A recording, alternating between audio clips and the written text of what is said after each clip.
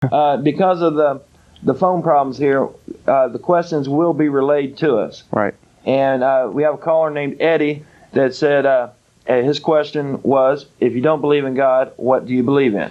So we'll just take turns answering questions. I'll here. take How's a shot at that one. Go ahead, John. I would answer that I don't believe in anything. I don't even like using the word believe, and I'll try to avoid it whenever possible, because to me, believe, that means to accept something without any evidence or even in spite of the evidence. And I try to look for I try to make decisions and try to figure out what to think based upon analyzing evidence, analyzing the thinking behind whatever the proposition is. And so I don't really even like using the word believe.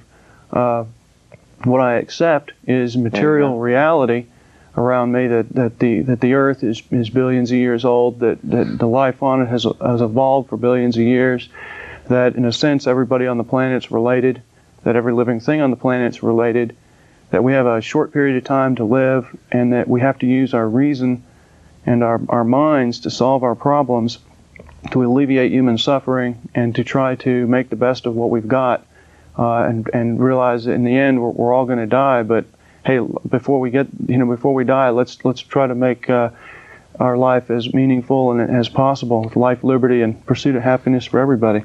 Excellent point there. And if Kellen's ready, let's switch over to Joe and let's get Joe's point of view in this. Atheists typically do not like the word belief or faith. There's some serious connotations there that a lot of believers, so to speak, do not appreciate right off the bat the way an atheist does. Acceptance without any evidence or proof.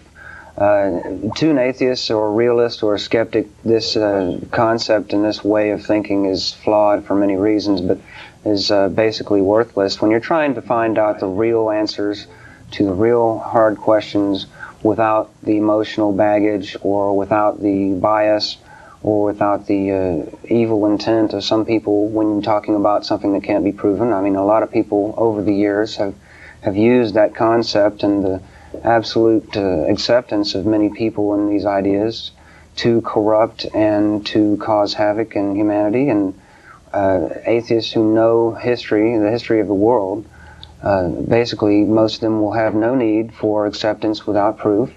So when we're faced with a question, a tough one about life or about origins of things, science has consistently come up with the best theories when we couldn't come up with proof. But when proof was available and evidence and all that, science came along. Science, instead of religion, found the realities and the truths of many answers to questions which had boggled mankind. And many people who were religious or did not know much about science would accept religion's explanation. And time again, science has disproved and changed the attitude of people over the world about very basic things. The shape of the earth, a very obvious example. Religion was heavily against that concept that the earth is round.